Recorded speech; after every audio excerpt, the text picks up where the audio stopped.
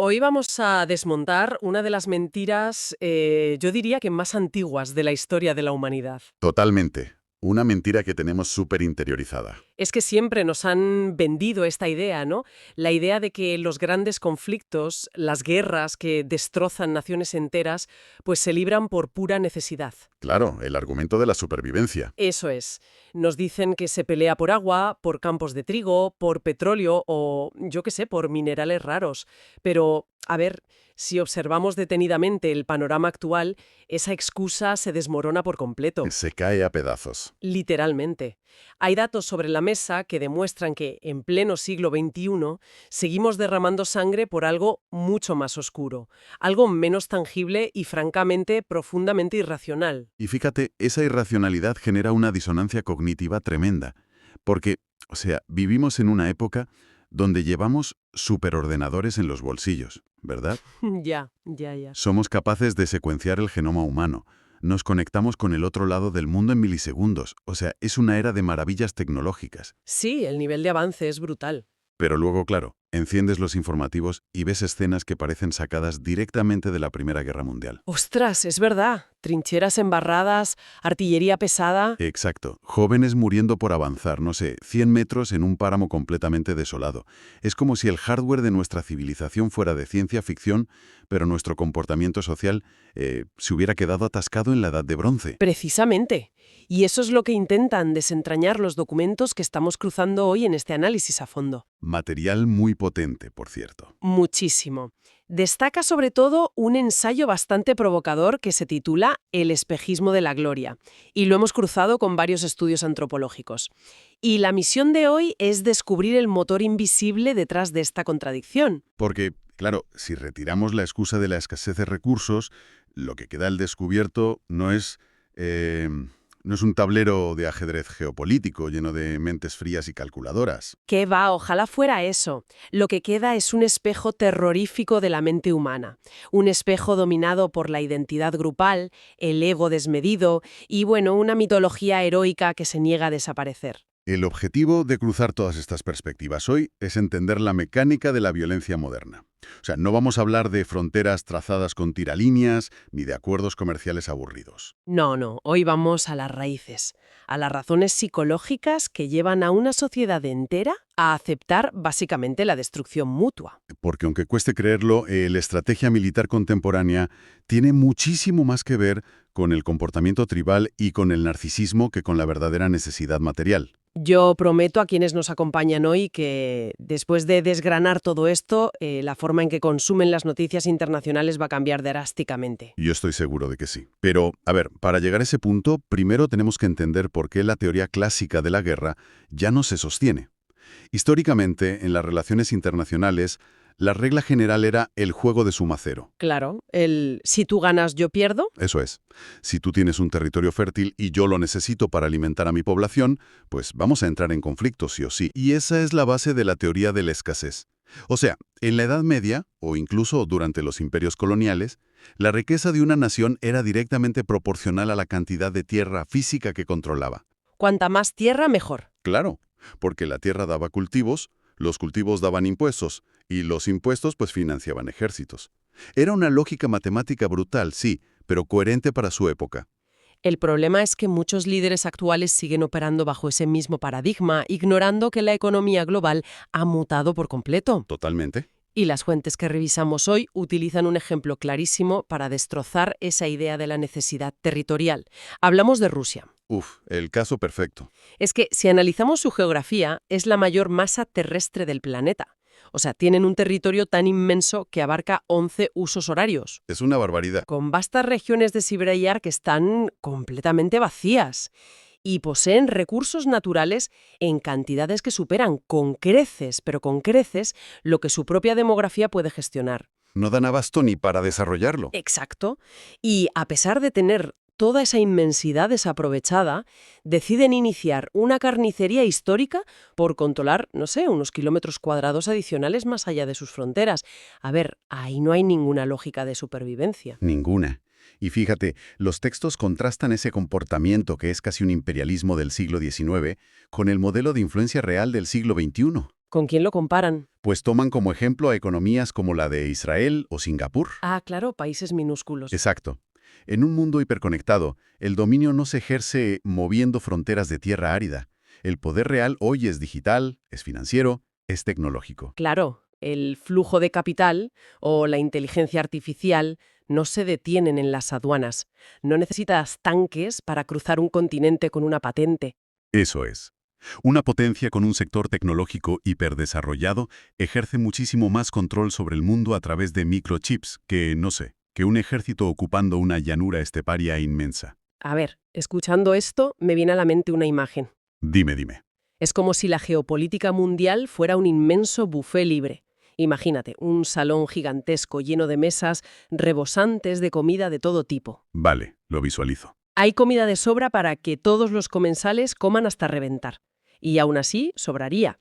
Pero de repente, dos tipos ignoran todo el banquete, se tiran al suelo y empiezan a apuñalarse mutuamente en el cuello por un trozo de pizza rancio que se ha caído debajo de una mesa. Madre mía, qué imagen. Es que es absurdo, ¿verdad? Porque el hambre claramente no es el motivo de la pelea. Es una metáfora muy visual, la verdad, pero se queda un poco corta en un aspecto fundamental para entender el comportamiento humano. A ver, corrígeme. En la geopolítica, esos dos comensales no se apuñalan por el valor nutricional de la porción de pizza del suelo. Claro, porque está rancia. Exacto. Se apuñalan porque uno de ellos cree fervientemente que la baldosa donde ha caído la pizza, esa baldosa en concreto le pertenece a sus antepasados. Ostras, claro. Y permitir que el otro la recoja es una humillación intolerable frente al resto del salón. O sea, la motivación ha dejado de ser calórica o material, es pura y rígidamente simbólica y de ego. De ego total. Y eso nos lleva a la gran incógnita de este análisis. Si la motivación no es material, si realmente el espacio sobra y el poder fluye por cables de fibra óptica, ¿qué está pasando dentro de la cabeza de las personas que toman la decisión? De apretar el botón rojo, ¿no? Exacto. O de enviar a miles de jóvenes al frente. Aquí es donde el ensayo entra de lleno en la psicología clínica del liderazgo. Y te digo una cosa, los hallazgos son bastante perturbadores. Perturbadores y, ojo, muy bien documentados. Hay investigaciones extensas sobre cómo la acumulación de poder altera la propia estructura cognitiva del cerebro. ¿Altera el cerebro? Sí. El psicólogo Dacher Keltner ha estudiado esto a fondo, lo que él llama la paradoja del poder. Y según sus investigaciones, cuando una persona adquiere un poder casi absoluto sobre los demás, se producen cambios medibles, físicos, en su forma de procesar la información y las emociones. A ver, estamos hablando de que el poder genera un daño cerebral literal, como si fuera una toxina. Bueno, no es una lesión física como tal, pero sí un apagón funcional en ciertas áreas. Los escáneres muestran que los líderes con un poder desmesurado sufren una disminución drástica en la actividad de las neuronas espejo. Las de la empatía. Exactamente las que nos hacen empatizar. Básicamente, pierden la capacidad neurológica de ponerse en el lugar del otro. ¡Qué fuerte! Empiezan a tratar a los demás seres humanos no como individuos con vidas, con miedos, con familias, sino como meros instrumentos, como piezas de madera en un tablero. Claro, eso explicaría la frialdad con la que asumen las bajas en combate, ¿no? Como si fueran números en un Excel. Eso es solo el principio, ¿eh? Además del déficit de empatía, el cerebro inundado por la sensación de poder desarrolla un sesgo de sobreconfianza brutal. Se creen intocables. Literalmente, el líder empieza a percibir el riesgo de forma distorsionada, creyéndose invulnerable, y desarrolla una visión mesiánica. Mesiánica. Sí, su propia identidad, su propio ego personal se funde con el destino de toda la nación. Ya no hay separación entre lo que es bueno para mí y lo que es bueno para el Estado. Soy el Estado, ¿no? El viejo lema. Exacto. Y aquí enlazamos con un concepto fascinante que plantea el autor del ensayo, que es la épica caduca. La épica caduca. Uf, es un término potentísimo. El ensayo sostiene que nuestra cultura está completamente secuestrada por la narrativa de los grandes conquistadores. Totalmente. Es que desde niños nos enseñan a idolatrar a figuras como Alejandro Magno, Julio César o Napoleón, líderes que en la práctica, pues, arrasaron continentes enteros Provocaron masacres incalculables. y destrozaron el mundo por una gloria personal que, al final, siempre acaba convertida en ceniza. Pero hemos heredado esa estructura mental. A nivel cultural, hemos idealizado la idea de que la verdadera grandeza de un líder, en los libros de historia, se mide por el nivel de agitación y conquista que logra. Por cuanto mapa pinta de su color. Eso es. Hemos creado una narrativa heroica que justifica la violencia más extrema si el propósito es dejar un legado monumental. El poder fuerte, nos dicen los ecos del pasado, es el poder que somete. A ver, venga ya, te voy a lanzar un reto aquí, Dime. porque hay algo que me cuesta tragar de todo esto. Entiendo el romanticismo histórico de Alejandro Magno, cabalgando hacia la batalla. Pero, ¿me estás diciendo en serio que un líder moderno, un tecnócrata con traje a medida en un búnker subterráneo, manejando drones y algoritmos financieros, realmente está pensando en cruzar el Rubicón? Ya, suena raro. Es que, ¿no será que todo esto de la épica caduca es solo, pues, poesía analítica que usamos nosotros para intentar darle sentido a decisiones que son fallos de cálculo geoestratégico? Es una objeción muy razonable, la verdad, pero los datos sugieren que no hace falta llevar una armadura romana para padecer el mismo delirio narcisista. ¿Tú crees? Sí, un mandatario moderno no se mira al espejo por las mañanas diciéndose «Oye, hoy voy a ser como Julio César». No es algo consciente ni literal. Sin embargo, la estructura psicológica de la ambición es idéntica. Vale, entiendo. Ese pánico absoluto a pasar desapercibido, la necesidad obsesiva de que su nombre defina una era, la creencia de que usar la fuerza impone respeto global. Todo eso es la épica caduca. Operando en el subconsciente, exacto. El software del narcisismo mesiánico sigue siendo el mismo, solo han cambiado las herramientas. El ego sigue exigiendo un sacrificio de sangre para sentirse validado históricamente. Vale, te lo compro. Compro por completo la idea de que el ego de un líder mesiánico es un motor de destrucción masiva. Pero a ver, aquí hay una pieza que falta. ¿Cuál? Un presidente o un general, por muy delirante que sea su ego, no puede hacer una guerra solo. Evidentemente. No se va él mismo a la trinchera a disparar el fusil. Necesita convencer a cientos de miles de ciudadanos corrientes de que abandonen a sus familias, se pongan un uniforme y vayan a morir por un trozo de barro helado. Claro. ¿Cómo narices se transfiere ese delirio de grandeza del líder a toda una población? ¿Cómo logras que la sociedad entera acepte ese sacrificio? Pues ese es el salto de la psicología individual a la antropología política. Y es donde los documentos citan el trabajo sobre cómo se construyen las identidades nacionales. Ajá. El concepto clave aquí es el de las comunidades imaginadas, que popularizó Benedict Anderson. Comunidades imaginadas. A ver, explícanos eso. A diferencia de una aldea antigua donde todos se conocen, una nación moderna está formada por millones de personas que nunca se verán las caras. Ya, yo no conozco a la inmensa mayoría de la gente de mi país. Exacto.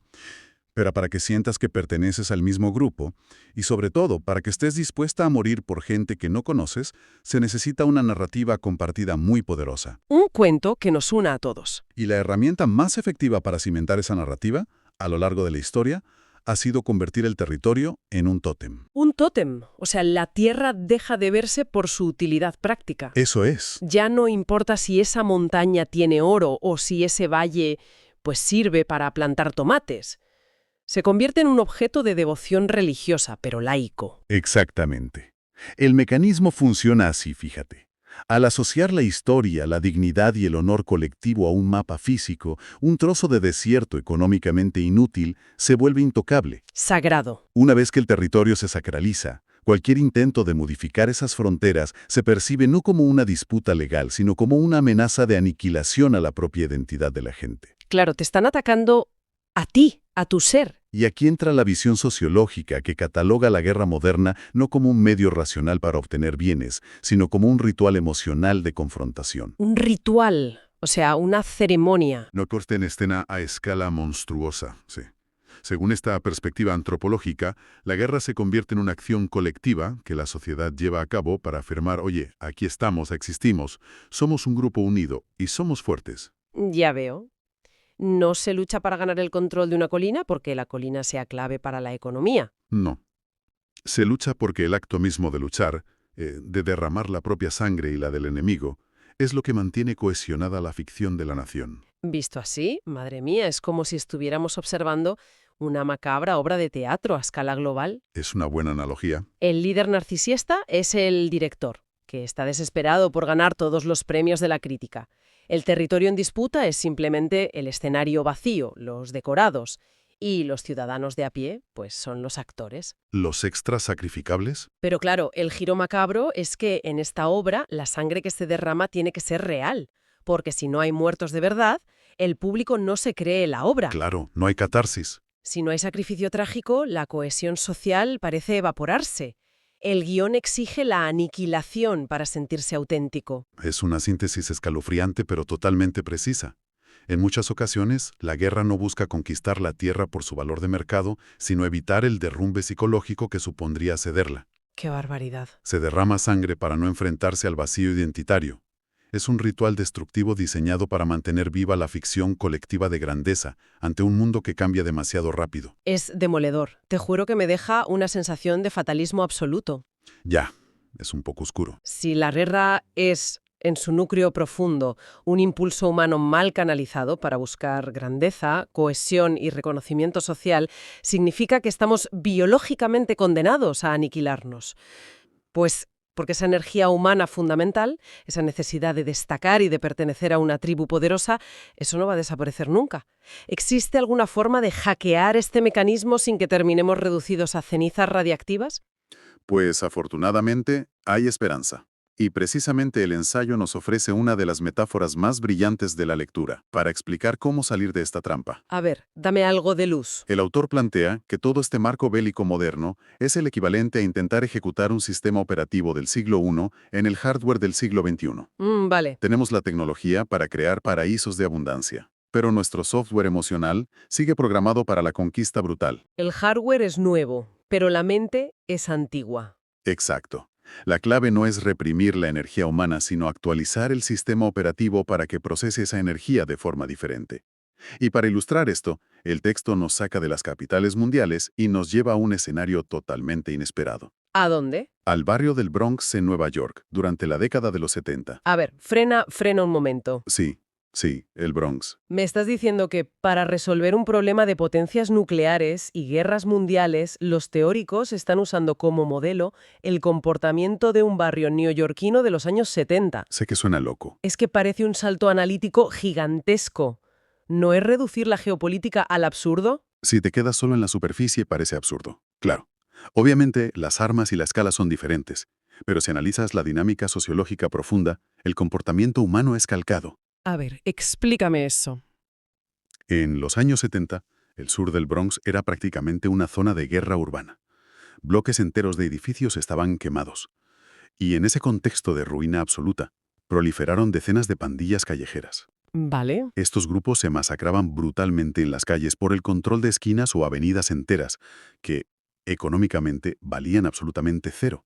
Eran barrios destruidos. Ah, vale. Entiendo el paralelismo. Peleaban por la baldosa manchada de pizza del buffet. Exacto. Por orgullo tribal, no por recursos reales.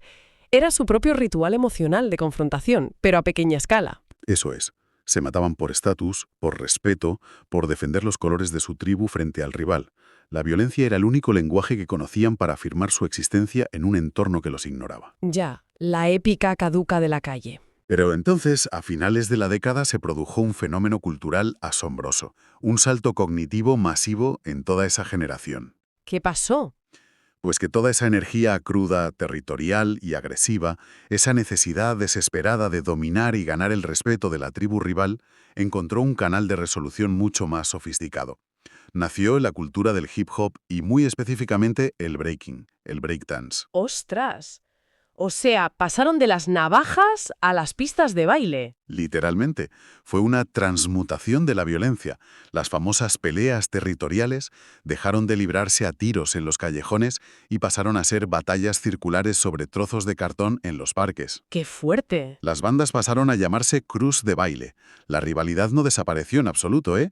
El deseo de humillar al rival y demostrar superioridad seguía intacto. Claro, el ego seguía ahí. Lo que cambió fue el mecanismo. La fuerza bruta fue reemplazada por una complejidad acrobática y rítmica extrema. Dejaron de destruirse porque descubrieron que crear un estilo propio, innovar en un movimiento que dejara a la otra pandilla en ridículo, otorgaba muchísimo más estatus. Y requería mucha más inteligencia que simplemente apretar un gatillo, claro. Exactamente. ¡Qué barbaridad! O sea, la violencia letal se volvió obsoleta No porque de repente se iluminaran y se volvieran pacíficos de forma mágica, sino porque encontraron un canal de ocupación mental muy superior. Un hardware mejor para su software. El cerebro humano se enfrentó a un reto creativo y concluyó que pegarle un tiro a alguien era demasiado primitivo, demasiado burdo. Exactamente. Y esa es la brillante conclusión del ensayo que estamos desgranando. El autor sostiene que, en el fondo, disparar un arma o mandar lanzar un misil es el acto humano menos creativo que existe. ¿Es verdad? No lo había pensado así. Es un proceso lineal, simple y destructivo. Es el refugio intelectual de quienes carecen por completo de imaginación para resolver un sistema complejo. Totalmente. El verdadero reto para el hardware tecnológico e intelectual del siglo XXI no es ver cuántos megatones podemos detonar. El verdadero reto, el mayor estatus posible, debería residir en la invención absoluta, En crear cosas nuevas. en crear lenguajes diplomáticos nuevos, en desarrollar sistemas cooperativos inéditos que hagan que la guerra parezca una herramienta estúpida y anticuado. Si unimos todas las piezas de este rompecabezas, fíjate, llegamos a una revelación aplastante, y es algo que choca frontalmente con toda la cultura de Hollywood y los libros de texto que hemos consumido desde pequeños. A ver, La guerra, lejos de ser esa empresa grandiosa, mística y heroica, es profundamente aburrida. ya. Intelectualmente hablando, es la opción más perezosa. Es usar un martillo para arreglar un reloj suizo, porque no tienes la sofisticación cognitiva para comprender cómo funcionan los engranajes. Y ese es el desafío supremo para el diseño de nuestro futuro. La paz verdadera no se sostiene solo por el miedo a la destrucción mutua. La paz duradera y sólida requiere que desmantelemos de una vez por todas esos mitos heroicos destructivos. Sustituirlos, no. Sí, por mitos de construcción, por narrativas cooperativas, necesitamos modelos sociales que recompensen económicamente y con estatus a quienes integran sistemas y crean soluciones, en lugar de idolatrar a quienes los dinamitan. Hay que arrancar a figuras como Alejandro Magno del pedestal del subconsciente colectivo, entonces. De intenso para las mentes curiosas que nos acompañan en este análisis. Hemos desmontado la coartada materialista que justifica los conflictos. Un mito de siglos. Ha quedado claro que las grandes guerras de nuestro tiempo no son, en esencia, una crisis por falta de recursos físicos o de espacio vital en el planeta. Son, de manera fundamental y aterradora, una crisis masiva de imaginación.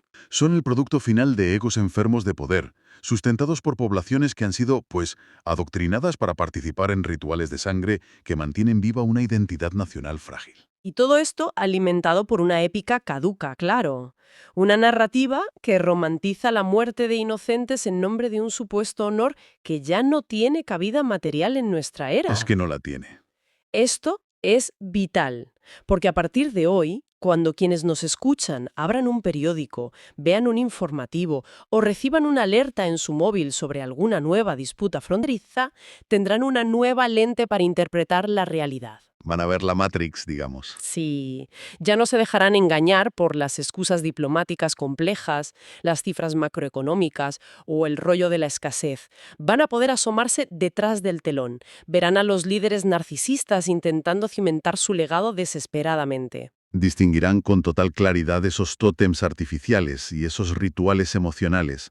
Verán cómo miles de personas están siendo manipuladas para derramar su sangre simplemente para no perder el guión de su propia identidad. Entender los engranajes psicológicos de la violencia a gran escala es una forma de liberación intelectual, la verdad. Te permite observar el escenario global y darte cuenta de que el emperador que está dictando las órdenes de ataque está efectivamente desnudo. No es un gran estratega jugando ajedrez en 4 dimensiones, que va.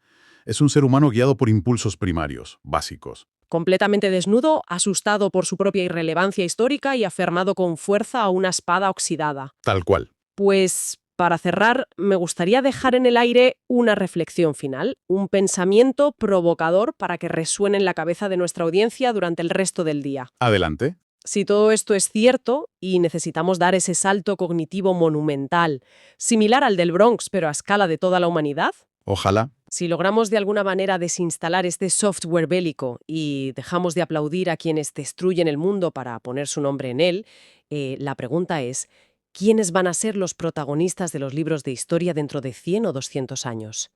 Gran pregunta. ¿Qué forma, qué lenguaje y qué actitud tiene una grandeza épica que es capaz de cambiar el mundo sin necesidad de derramar una sola gota de sangre para que la recordemos siempre? Ese es, sin lugar a dudas, el examen final para nosotros como especie.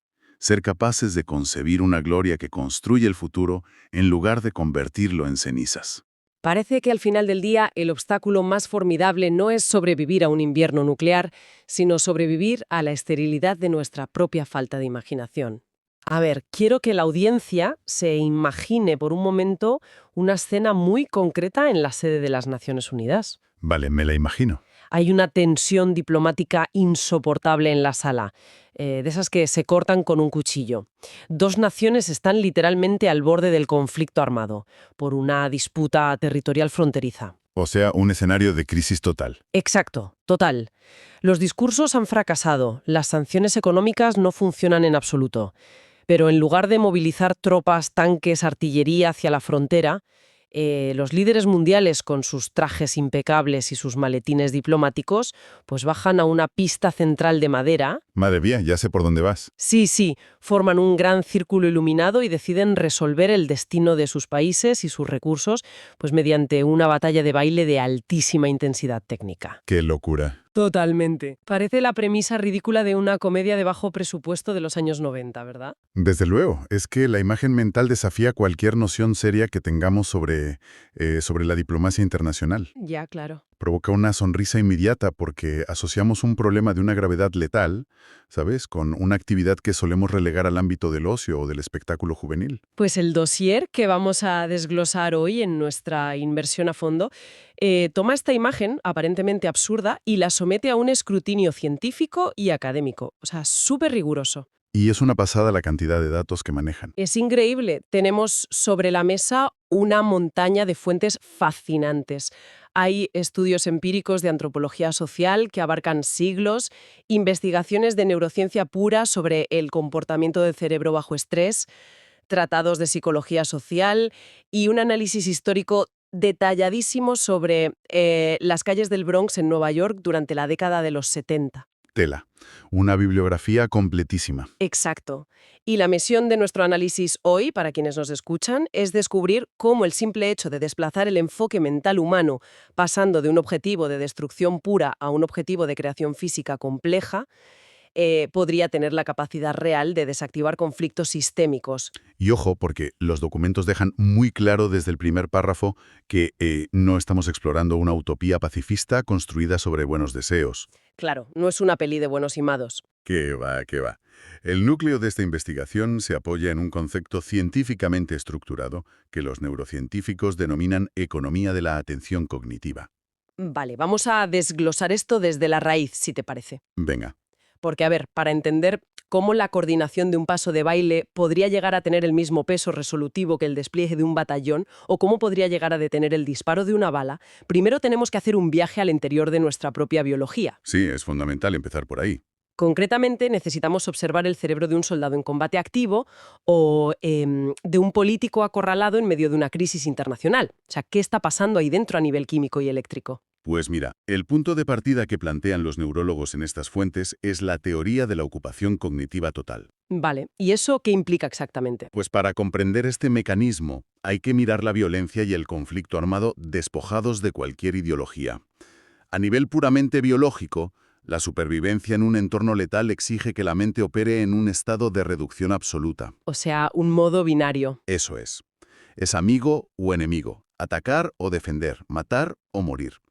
En ese estado de alerta máxima, el cerebro no tiene tiempo para procesar sutilezas. Claro, es que todo se vuelve una cuestión de blanco o negro, porque imagino que el procesamiento complejo es demasiado lento para sobrevivir a una amenaza inmediata, ¿no? Yo estaba convencida de que el cerebro siempre prioriza la rapidez en esos casos. Exactamente. En esa situación extrema, la amígdala toma el control absoluto del volante. La famosa amígdala. Sí, esa pequeña estructura en forma de almendra en nuestro cerebro que funciona como el centro de mando del miedo, la ira y la detección de amenazas. Ajá. Cuando la amígdala manda, apaga otras áreas del cerebro para concentrar toda la energía en la reacción física violenta. Pero, y aquí está lo interesante, las investigaciones señalan una vulnerabilidad fascinante en nuestra neurobiología. ¿Ah, sí? ¿Cuál? Que el cerebro humano tiene un ancho de banda limitado. Si en medio de ese pico de agresividad se fuerza a ese mismo cerebro a inventar y ejecutar un movimiento corporal inédito, algo que requiere equilibrio, ritmo y cálculo espacial que nunca antes ha procesado, se bloquea. Pues el sistema sufre una especie de cortocircuito controlado. ¡Qué fuerte! Los estudios utilizan una analogía que me parece brillante para visualizar este cortocircuito para cualquiera que nos escuche. Sí, la del cubo de Rubik. Esa misma. Es como intentar resolver un cubo de Rubik complejísimo, de estos que tienen docenas de caras, justo en el momento en que estás furioso con alguien. Imposible, vaya. Es que neurológicamente, o sea, el cerebro humano simplemente no tiene la capacidad de procesamiento para sostener el odio asesino y la rabia ciega si al mismo tiempo está hiperconcentrado en coordinar una estructura física nueva en el espacio tridimensional. Claro, porque el individuo que tienes delante deja de ser un enemigo al que destruir y, bueno, se convierte en un punto de referencia espacial. Exacto, una variable más que necesitas para resolver la ecuación geométrica de tu propio movimiento. Y este desplazamiento de la atención plantea, fíjate, un dilema evolutivo apasionante. Porque si el cerebro está programado para sobrevivir mediante la agresión rápida cuando se siente amenazado, ¿por qué cede tan fácilmente ante el estímulo de la creación física? Esa es la gran pregunta. Inunda el sistema con un pico de dopamina monumental. O sea, un chute de placer absoluto. Tal cual. La dopamina es el neurotransmisor del placer y la motivación. Lo que la neurociencia nos revela aquí es que, bueno, el ser humano está diseñado evolutivamente para sentir una gratificación inmensa al resolver problemas complejos. O sea que la recompensa química por inventar un sistema de movimiento que desafía la gravedad o la inercia, al final resulta ser más potente que el subidón de la pelea. Eso es. La adrenalina cruda del combate es agotadora para el organismo. O sea, está pensada para ráfagas cortas de huida o ataque. Ya, no puedes estar con la adrenalina a tope todo el día. Exacto. Por el contrario, el placer derivado de la dopamina al dominar una nueva habilidad motriz genera un bucle de retroalimentación positiva. Hace que la violencia pura y dura acabe pareciendo una respuesta primitiva, tosca y, fíjate, casi aburrida para un cerebro que acaba de descubrir el inmenso placer de la innovación corporal compleja. Bueno, a ver, todo este análisis de la corteza prefrontal, la amígdala y la lluvia de dopamina resulta impecable sobre el papel. Sí, muy teórico todo. Claro, sin embargo, leyendo los documentos, a mí me surgía un escepticismo natural. O sea, las teorías neurológicas funcionan a la perfección en un laboratorio controlado, con voluntarios conectados a monitores, que sinceramente no corren un peligro real. Ya, te entiendo. Falta el factor calle. Eso es, la verdadera prueba de fuego es si esta reprogramación cognitiva puede sostenerse en el caos del mundo real, en medio de tensiones insoportables, con individuos que están activamente dispuestos a hacerse daño físico irreparable. Pues para responder a eso tenemos que mirar a la historia reciente. Nos ofrece un laboratorio empírico monumental para validar esta teoría. Y las fuentes le dedican un análisis exhaustivo, vamos. Vale, ¿a dónde nos vamos? Nos trasladamos a la ciudad de Nueva York. El Bronx. Concretamente a los vecindarios del sur del Bronx, sí, durante la década comprendida entre 1970 y 1979. Para entender la magnitud de lo que ocurrió allí, hay que visualizar el nivel de colapso urbano. Que era brutal en esa época. Total.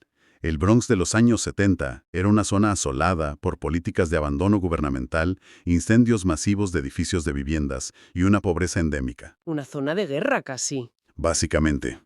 En medio de ese vacío de autoridad estatal, el control territorial absoluto recayó en pandillas callejeras altamente organizadas y fuertemente armadas. Hablamos de organizaciones con miles de miembros, con estructuras paramilitares, códigos de vestimenta y fronteras invisibles trazadas en cada calle. O sea, nombres históricos como los Black Spades, los Savage Schools o los Ghetto Brothers. Cruzar la calle equivocada significaba, literalmente, arriesgar la vida. Sí, en ese ecosistema de supervivencia brutal, la tensión territorial era una olla a presión constante. Y los documentos marcan el año 1971 como el punto de no retorno. ¿Qué pasó exactamente ese año? Pues a finales de ese año, un respetado mediador y miembro de los Ghetto Brothers, Cornell Benji, conocido en las calles como Black Benji, acudió a territorio rival para intentar detener una escalada de violencia inminente entre facciones. Y salió mal, imagino.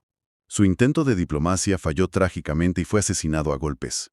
Madre mía, es que ese es el tipo de chispa que históricamente detona guerras totales. El asesinato de un diplomático, incluso de un diplomático callejero, exige una represalia inmediata y desproporcionada para no mostrar debilidad. Claro, y todo apuntaba a un baño de sangre a escala metropolitana que habría dejado cientos de muertos. Sin embargo, el liderazgo de los Ghetto Brothers, de forma casi inaudita, decidió contener la represalia. Qué locura de decisión en ese contexto. Lo sé, decidieron convocar a las principales pandillas de la ciudad. El resultado de esa cumbre fue la firma del histórico Tratado de Paz de Howe Avenue en diciembre de 1971. O sea, se sentaron a hablar. Sí, las principales facciones acordaron un cese al fuego y establecieron protocolos para cruzar los territorios sin desatar tiroteos. Pero aquí es donde entra la parte crítica de la investigación, ¿no? Porque el Tratado de Paz firmó el cese de las hostilidades letales, ¿vale? Pero no cambió las condiciones estructurales del barrio. Seguían siendo igual de pobres, claro. Eso es. Seguía habiendo miles de jóvenes llenos de testosterona, orgullo, necesidad de pertenencia y un impulso feroz por dominar su entorno y ganar respeto. La energía agresiva y la necesidad de jerarquía seguían intactas. O sea, ¿hacia dónde se dirigió toda esa presión cuando se prohibieron las armas de fuego? Pues el vacío dejado por la violencia abierta fue ocupado casi de inmediato por la cultura emergente del hip hop y, de forma muy específica, por el baile. Ah, claro, el breaking. Eso es. Los documentos detallan el surgimiento de estilos precursores del breaking o breakdance, como el Brooklyn Up Rock. Lo revelador de este estilo de baile es que imitaba explícitamente los movimientos de una pelea callejera a navajazos o a puñetazos. Es una pasada cómo canalizaron eso. Los bailarines se lanzaban al suelo, esquivaban golpes imaginarios e imitaban ataques directos al oponente, pero sin llegar jamás al contacto físico real. O sea, es la representación gráfica del instinto de combate, pero filtrado a través de la estética. Figuras fundamentales de esta época, como Afrika Bambaataa, que de hecho había sido un líder de alto rango en los Black Spades, fundaron organizaciones como la Universal Zulu Nation. Una figura clave, Bambaataa. Totalmente. Su lema era convertir la energía destructiva de las pandillas en positividad a través del conocimiento, la música y, crucialmente, las batallas de baile. Es un cambio de paradigma total. Claro, la competitividad feroz por controlar una esquina del barrio se transformó en una competitividad artística por ver quién ejecutaba el movimiento más intrincado y peligroso, pues sobre el asfalto. Ahora bien, analizando la evidencia histórica con rigor académico, yo como investigador te digo que las fuentes hacen una pausa necesaria aquí para contrastar los hechos. Ojo, fact-checking, importante. Muy importante. Porque es muy fácil y culturalmente muy tentador caer en la visión romántica de que el hip hop bajó de los cielos y los pandilleros cambiaron sus pistolas por zapatillas de baile de un día para otro. En plan, despertar pacifista colectivo. Exacto. Hay que tener cuidado con convertir la historia en un cuento de hadas urbano. Desmentir el mito es vital para entender el mecanismo real. Claro, claro. ¿Y qué dicen los datos reales? Los historiadores del periodo citados en las fuentes aclaran que no existen registros estadísticos que demuestren una caída masiva y matemática en las tasas globales de mortalidad por armas de fuego en todo el Bronx atribuible de forma exclusiva a las batallas de baile. Vale, el baile no paró la guerra inicial. Eso lo hizo el Tratado de Paz de Howe Avenue. El papel de la danza fue proporcionar un mecanismo de mantenimiento de esa frágil paz. Ofreció un escape valvular, por así decirlo. Una válvula de escape. Ya. Miles de testimonios cualitativos afirman que, cuando dos grupos chocaban en una fiesta y la tensión amenazaba con derivar en navajazos, pues el círculo de baile ofrecía una alternativa situacional para resolver la disputa. Humillar al rival mediante la superioridad técnica y retirarse con el ego intacto sin derramar sangre. Exactamente. Entonces, el Tratado de Paz retiró las balas de la ecuación, pero el breaking fue el sistema que impidió que los jóvenes sintieran la necesidad de volver a buscarlas. Totalmente. Les otorgó una plataforma para la agresión performática, lo cual nos lleva a una de las cuestiones más profundas que abordan estas fuentes. Si este fenómeno contuvo la violencia en las calles en ruinas de Nueva York, o sea, estamos ante una simple coincidencia cultural, un accidente feliz de la música funk de los 70, o estamos observando un rasgo intrínseco de la antropología humana. Pues mira, la evidencia apunta sólidamente hacia una característica antropológica universal. ¡Qué fuerte! A nivel global. A nivel global, al ampliar el foco y retroceder en el tiempo, los investigadores señalan que las sociedades que históricamente hemos catalogado como pacíficas, en realidad no son en absoluto sociedades desprovistas de ira, envidia o conflictos por recursos. Claro, el conflicto es humano. El conflicto es inherente a la condición social. La diferencia radica en que estas culturas desarrollaron mecanismos simbólicos y rituales altamente sofisticados para procesar la agresión antes de que alcance el umbral de la letalidad. ¿Y cómo llaman a esto los expertos? A esto lo denominan el sustituto ritual de la violencia. ¡Wow! Los ejemplos históricos que arroja el dossier son de esos que te hacen replantearte todo lo que creías saber sobre tradiciones folclóricas. Un caso de estudio central es la haka de la cultura maorí en Nueva Zelanda. Un ejemplo perfecto. Es que a simple vista, con los ojos muy abiertos, los pisotones estruendosos y los cantos guturales parece la preparación definitiva para la guerra. Transmite una amenaza neurológica pura. Y ese es exactamente su propósito funcional, la intimidación y la demostración de fuerza absoluta. Pero los estudios de resolución de conflictos identifican que la haka, al igual que las batallas del Bronx, se sostiene sobre 4 pilares innegociables para funcionar como sustituto ritual y evitar la masacre física. A ver, cuéntame esos pilares. El primer pilar es la existencia de reglas claras y asimétricas, compartidas y respetadas por ambos bandos antes del encuentro. Un marco normativo, claro. Porque sin reglas, un empujón simbólico se convierte en una pelea de bar en cuestión de segundos. Se necesita un árbitro, ya sea tácito o explícito. Exacto. El segundo pilar es el reconocimiento mutuo de la humanidad del oponente. Ajá, no deshumanizarlo. Eso es. Hay que percibir al otro como un adversario digno que comparte tu mismo marco cultural temporalmente. El tercer pilar, que es quizá el más delicado en cuestiones de diplomacia y pandillas, es la preservación del honor. Eso es clave por el tema del ego, imagino. Totalmente. El ritual debe permitir que el perdedor mantenga un nivel básico de dignidad. Una humillación total y absoluta suele generar un resentimiento que inevitablemente conduce a la violencia física posterior. Lógico. Y el cuarto pilar, que supongo que es la conclusión obvia, pero necesaria. El resultado del ritual tiene que ser estrictamente no letal. Claro. Es que las fuentes extienden esto a otros rincones del mundo y es fascinante. Mencionan la capoeira, en Brasil, que es un ejemplo brillante de resistencia inteligente. Sí, otro gran ejemplo. Los esclavizados desarrollaron un arte marcial letal para defenderse, pero lo camuflaron bajo la apariencia de una danza folclórica acrobática acompañada de música para engañar a los capataces y evitar castigos. Brillante, la verdad. O los powwows intertribales de Norteamérica, que servían como inmensas arenas donde diferentes naciones indígenas podían exhibir su prestigio, resolver agravios pasados y demostrar su destreza física frente a tribus rivales sin tener que recurrir a las flechas. Y hay un componente oculto en todos estos rituales que la psicología social ha logrado medir recientemente. Las investigaciones se centran en la química de la sincronía. La química de la sincronía. Sí, entrar en un espacio donde los cuerpos se mueven al compás de un ritmo externo o coordinar movimientos altamente complejos frente a otro ser humano desata lo que los científicos describen como una cascada neuroquímica prosocial. Es decir, la danza competitiva no solo distrae a la amígdala con un rompecabezas físico, como decíamos antes, sino que bombardea el cerebro con oxitocina y endorfinas. Y la oxitocina es conocida como la hormona del apego. Claro. Lo que revelan los datos empíricos es que sincronizar los movimientos con un supuesto enemigo, pues produce un aumento drástico e involuntario de la empatía. Crea una ilusión de identidad de grupo ampliada, ¿verdad? Eso es.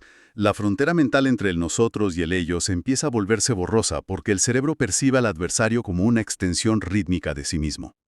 Fíjate, la deshumanización, que es el requisito previo e indispensable para apretar un gatillo contra otra persona, se vuelve neurológicamente casi imposible de mantener mientras compartes la creación de un espacio rítmico. Y llegamos así al salto analítico más provocador de todo el dossier. Agarraos que vienen curvas. Ya te digo. Teniendo en cuenta la mecánica cerebral empírica, el precedente histórico del Bronx y los patrones antropológicos universales, pues los autores del estudio plantean la traslación de esta dinámica a la esfera más alta del poder humano. El liderazgo político y militar contemporáneo. Exacto. Volvemos a la Sala de las Naciones Unidas del principio. O sea, ¿cómo se pasa de gestionar el territorio de unas calles en ruinas a resolver las crisis geopolíticas que amenazan la estabilidad global? El modelo teórico que proponen se denomina competencia ritualizada no violenta, o CRNB para abreviar. CRNB, vale. Este modelo ataca el que es, posiblemente, el factor menos racional pero más influyente en la escalada de las guerras internacionales. ¿Qué es? La gestión del ego. Ah, el ego. El gran protagonista. Siempre. Gran parte de los conflictos armados contemporáneos no estallan por un cálculo frío de beneficios estratégicos, sino por la incapacidad política y psicológica de los líderes para perder la cara frente a sus oponentes internacionales o frente a su propio electorado. Claro, retroceder en una disputa fronteriza o ceder en una negociación comercial a menudo se codifica como debilidad, cobardía y humillación nacional. El orgullo herido es un motor bélico formidable, sin duda. Pues lo que argumenta la competencia ritualizada no violenta es que el formato de una batalla de danza técnica ofrece una infraestructura diplomática única. ¿En qué sentido? Permite externalizar el ego competitivo y facilita algo extraordinariamente raro en política, que es una derrota honrosa. O sea, un Estado podría reconocer la superioridad técnica, artística y kinestésica del equipo representante de la nación rival, conceder un punto en la disputa y hacerlo sin que ello implique la destrucción de su infraestructura civil, el colapso de su economía o la muerte de miles de ciudadanos. Exactamente. Las fuentes presentan este modelo mediante un ejercicio de contraste pragmático que, la verdad, es brillante. Imaginemos un protocolo de danza obligatorio supervisado internacionalmente. Suena a ciencia ficción, pero tiene sentido. Equipos de élite entrenados no en el manejo de balística, sino en capacidades físicas y creativas extremas, compitiendo en círculos de baile evaluados por un panel de jueces internacionales de naciones no alineadas. Madre mía, la comparativa de recursos debe ser demoledora. Lo es. El modelo bélico tradicional exige el gasto de billones en armamento, logística y reconstrucción post-conflicto, generando un saldo incalculable de trauma masivo y resentimiento intergeneracional.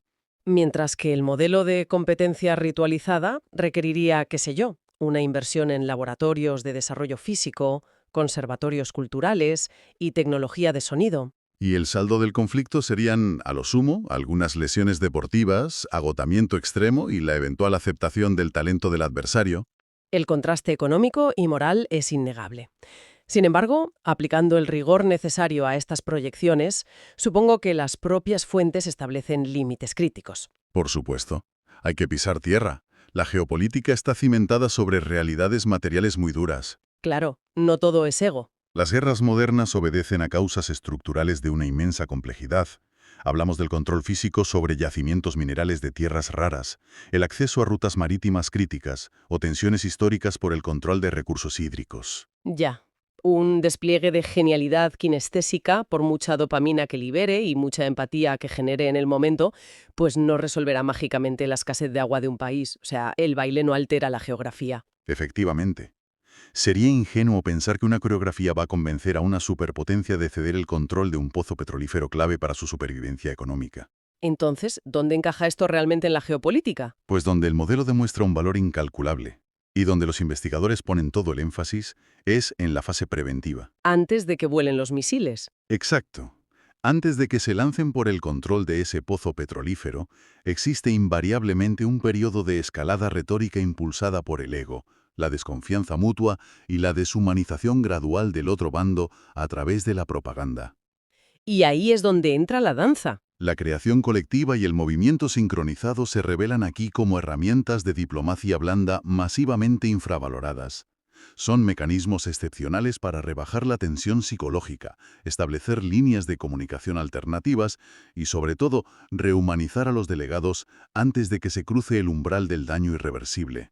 Bueno, si recogemos todos los hilos de esta investigación para destilar su esencia, nos encontramos ante descubrimientos biológicos y sociales que desafían nuestra comprensión de la hostilidad. Totalmente de acuerdo. El esfuerzo de crear un movimiento rítmico complejo engaña y desactiva a nuestra amígdala, apagando el instinto de ataque letal.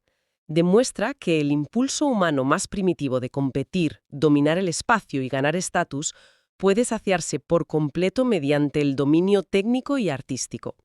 En lugar de recurrir al exterminio físico. Eso es. Y lo más poderoso de todo, el proceso físico de crear belleza junto a un adversario consigue algo que los tratados firmados bajo coacción jamás lograrán, que es obligar al cerebro a reconocer la humanidad inherente del otro. Y ojo, el impacto real de esta evidencia trasciende los salones de las Naciones Unidas o las calles del Bronx de los años 70. Sus aplicaciones llegan a la gestión emocional cotidiana de cualquiera de nosotros. En nuestro día a día. Claro. El conflicto interpersonal, la frustración profesional, el orgullo herido o la ira son constantes en la experiencia humana. Entender que nuestro cerebro necesita canalizar toda esa carga agresiva a través de espacios que exijan concentración física y creación simbólica no es solo una curiosidad académica. Es una herramienta de gestión brutal. Es una estrategia de salud mental y de cohesión comunitaria fundamental.